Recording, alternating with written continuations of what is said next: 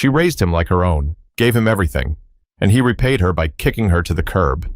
It was a Thursday, late afternoon, the kind of day where the sun doesn't know if it wants to shine or call it quits early. Evelyn stood on the front porch in her house slippers, holding a reusable grocery bag with a loaf of bread, a few cans of beans, and a rotisserie chicken still warm through the plastic. She pressed her hip against the front door, her door, and realized something wasn't right. The key didn't fit. She tried it again, turned it slow, fast, flipped it upside down like maybe she just wasn't thinking straight. But it wasn't her hand that was wrong. It was the lock. The deadbolt had been changed. She knocked once, then twice, then louder with the side of her fist. Still holding the grocery bag, still wearing her soft blue cardigan that smelled faintly of lavender, still standing where she had stood for 22 years. And then the door opened. Just a crack. Ryan's girlfriend, Natalie, peeked through the gap, her eyebrows raised like she wasn't expecting company. "Oh, hey, you weren't supposed to be back until later." Evelyn blinked. "Why can't I get in the house?" Natalie hesitated. She looked back over her shoulder, then stepped outside, pulling the door shut behind her. "I think Ryan was going to talk to you about that." "Talk to me about what?" "You don't live here anymore." Silence fell like a brick. Evelyn held her grocery bag tighter, suddenly unsure what to do with her hands. Her chest tightened. "What did you just say?" Natalie gave a nervous little smile, the kind people use when they're pretending everything's normal. "Look, it's just paperwork stuff, nothing personal. Ryan said you agreed to transfer the deed." "I what?" "He said you signed a few weeks ago. Remember?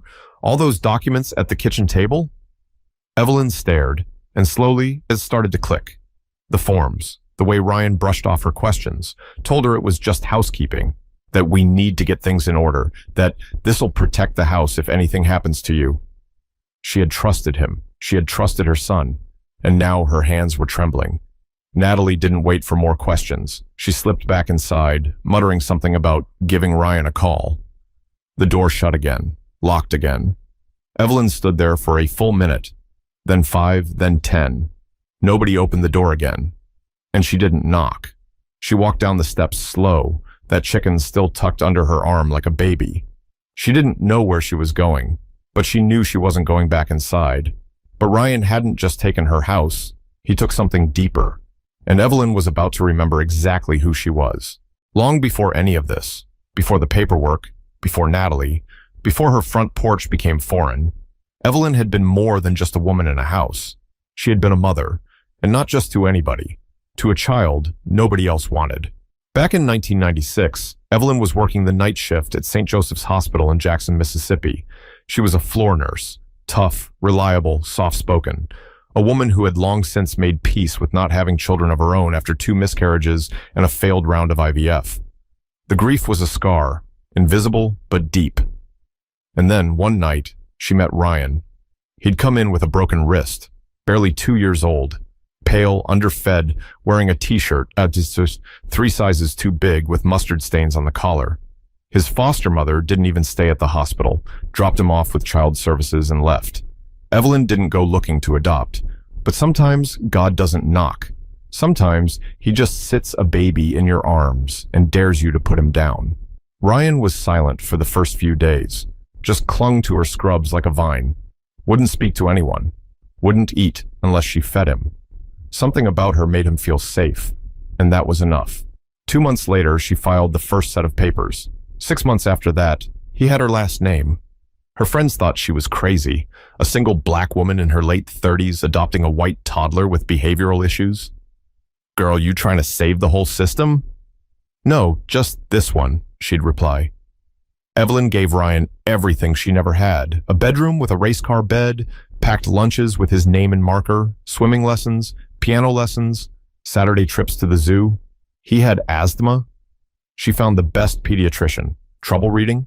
She hired a tutor. She taught him how to braid hair using his action figures, so he'd know how to care for a future daughter. She made him write thank you notes after Christmas, and she never once missed a parent-teacher conference. But not everything was perfect.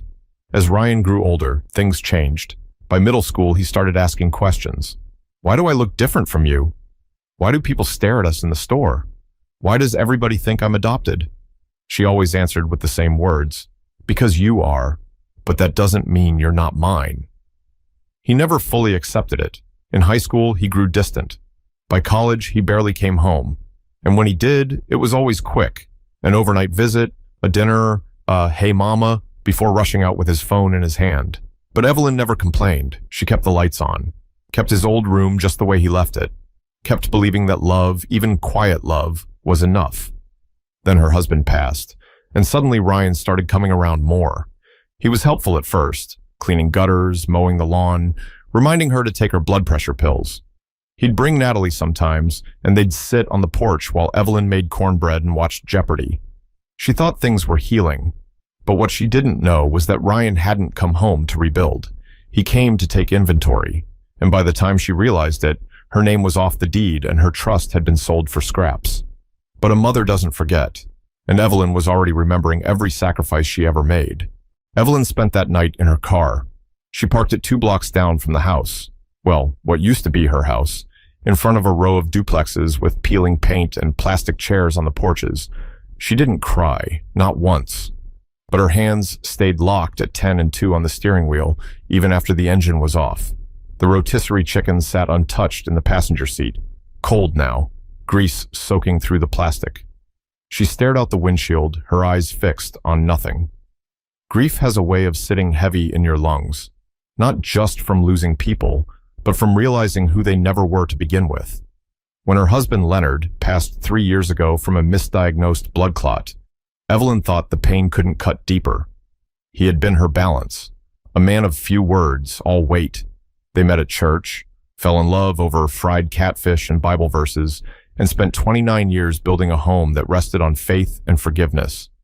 But this pain, this betrayal, it had a different sting. The next morning, Evelyn went to the bank to check her account, part habit, part necessity. It was almost funny. The balance hadn't changed because Ryan never touched that money, because Ryan never even knew it existed. After Leonard died, the hospital tried to avoid blame. They said it was a natural complication. But Evelyn had been a nurse too long not to recognize the pattern. She pressed, filed complaints, consulted with an old attorney friend, and 2 years later, she won a malpractice lawsuit that no one thought she could. $9.5 million. She didn't tell a soul, not even Ryan. She moved it into a separate trust under her maiden name, split across a handful of accounts. It wasn't out of paranoia. It was peace of mind, a secret, sacred thing.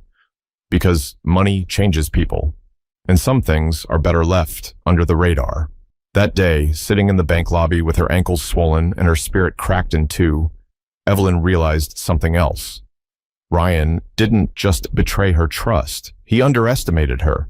She may not have had the house anymore, but she had resources, she had knowledge, and she still had one weapon Ryan had never learned how to use: patience.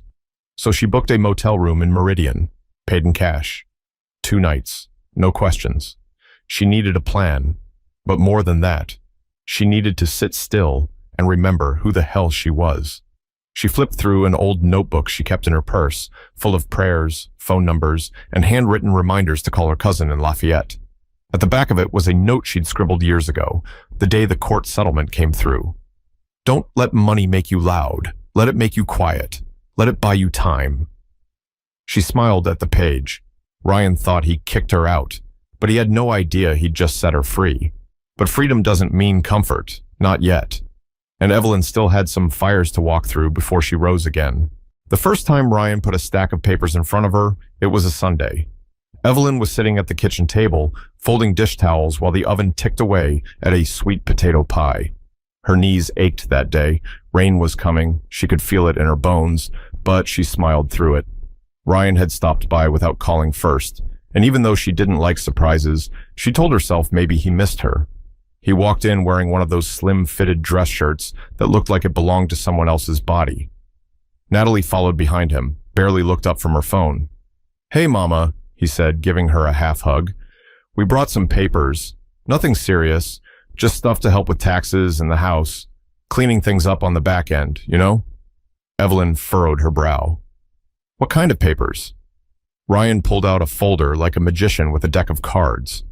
"Trust paperwork. Real estate transfer, Some power of attorney language.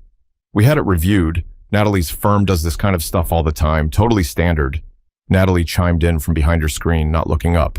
It's just a way to protect your assets, Ms. Carter. Avoid probate. You'd still be covered for everything. I didn't ask to avoid anything, Evelyn said quietly, her hands resting on the unfolded towel. Ryan chuckled. I know. That's why we're doing it for you. Look, if something happens to you, God forbid, it'd be a mess to untangle the house and your name on all the documents. This just makes sure things stay in the family. Evelyn stared at the paper. The letters swam a little. She didn't wear her reading glasses often. She hated how they pinched the sides of her nose. Ryan noticed. Here, he said, handing her a pen. I highlighted the signature lines. You don't need to worry about the rest. I already went over it with them. She hesitated. She wanted to say something like, I should probably have someone look at this. Or, why do you need power of attorney now? But Ryan was her baby, her little boy who used to cry when she walked past his crib, the one who needed an inhaler every time he got too excited, the one she stayed up with all night when he got chickenpox at 6 and refused to sleep without holding her hand, so she signed, page after page. He even joked as she scribbled her name. You're making history, Mama. She laughed once, just a puff of air. The pie timer went off and she got up to turn the oven off. That moment stuck in her mind for weeks after, the smell of cinnamon and burnt sugar, the sound of the pen cap clicking shut, the smile on Natalie's face that felt just a little too satisfied. She didn't know it then, but that afternoon was the last time she'd ever sit at that kitchen table. The next visits were shorter. Ryan started showing up with bank statements and investor friends she didn't care to meet.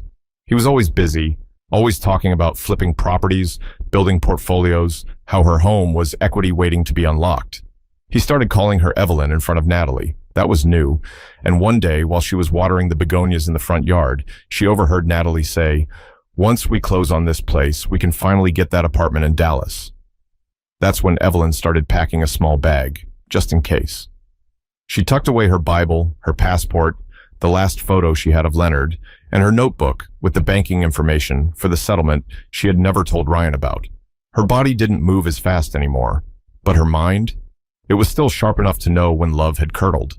But Evelyn hadn't come this far just to watch everything she built disappear, not without reminding Ryan whose name he'd signed away. The day Ryan called her a guest in her own home, Evelyn didn't say a word.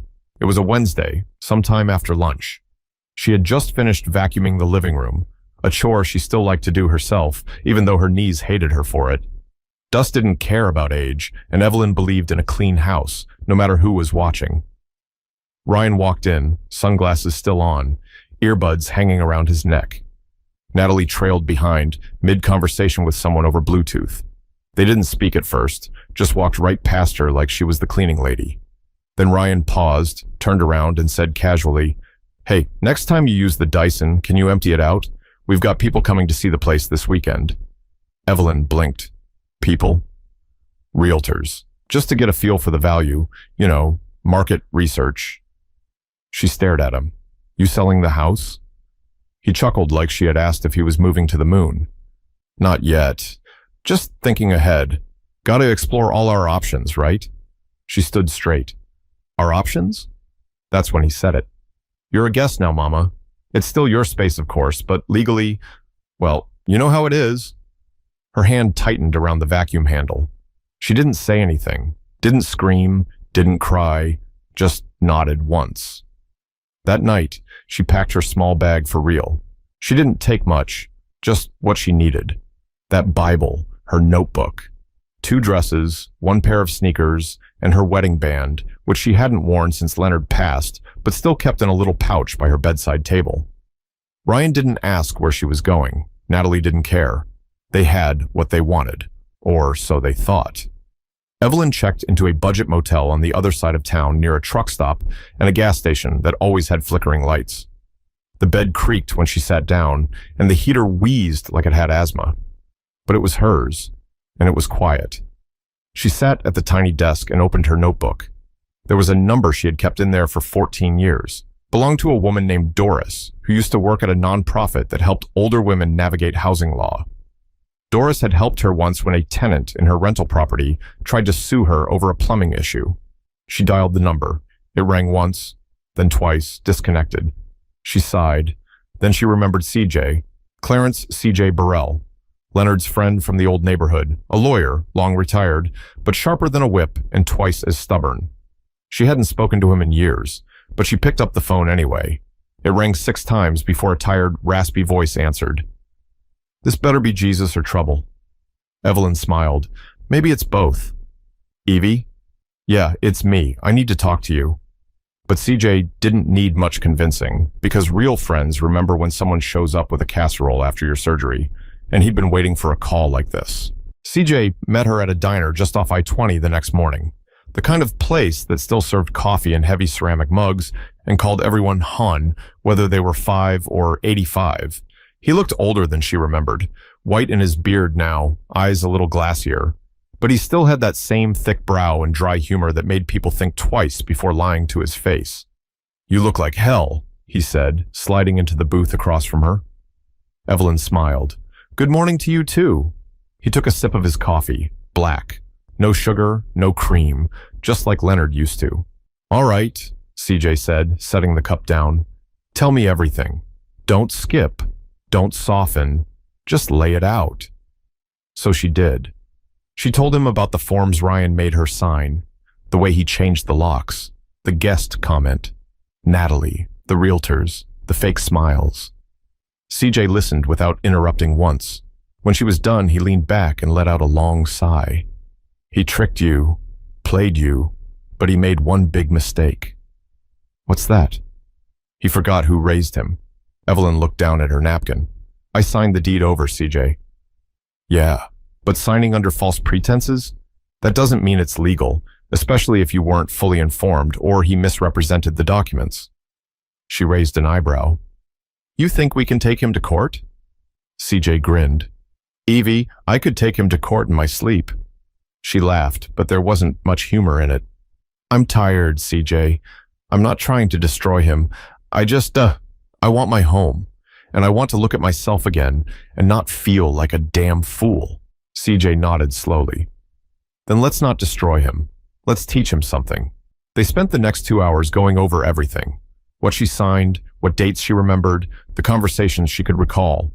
Evelyn had written most of it down in her notebook anyway, even before she thought she'd need it. Habit of an old nurse, document everything. CJ told her what to expect next, what kind of lawyer he'd connect her with, how they'd file a petition to investigate whether the transfer was fraudulent, and what to do if it escalated to court. Then Evelyn said something she hadn't told anyone else. "I've got money, CJ." He blinked. "You mean a little saved up?" "No, I mean real money. Settlement money from the hospital. $9.5 million. CJ nearly dropped his mug. Jesus.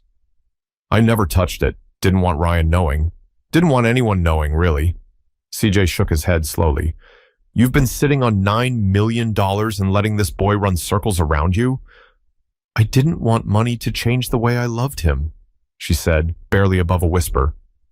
CJ didn't answer right away, just stared at her, then reached across the table and touched her hand. "It didn't," he said. "He changed all on his own."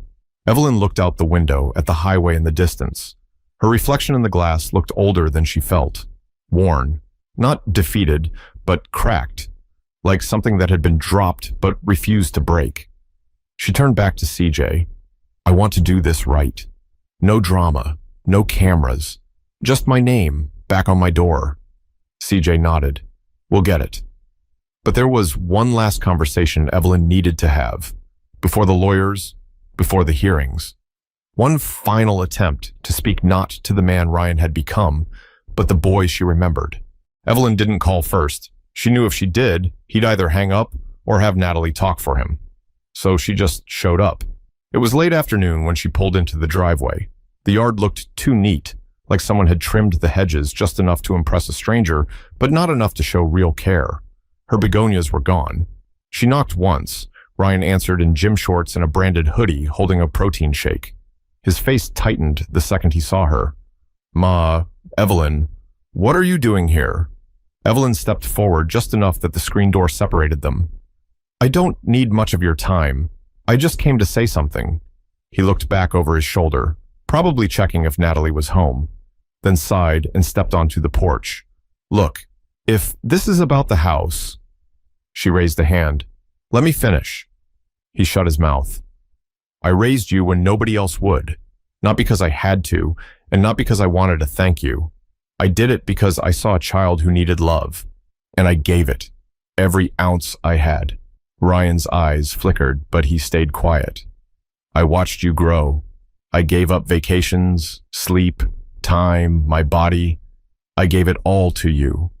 And I never once made you feel like a guest in this life. She took a breath. Her throat was tight. And you repaid me with a signature and a changed lock. He rubbed the back of his neck. You signed, Ma. It wasn't like I forced... Don't call me Ma if you don't mean it. Silence. She straightened her shoulders.